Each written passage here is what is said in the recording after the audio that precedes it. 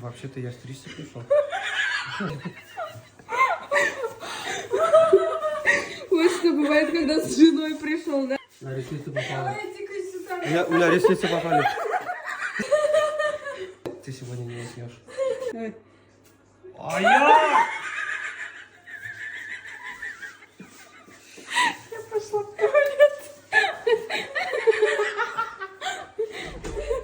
Я же вам ничего плохого не делал.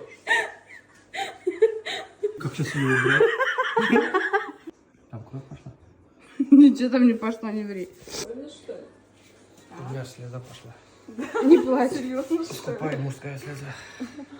Давайте я завтра приду стричься.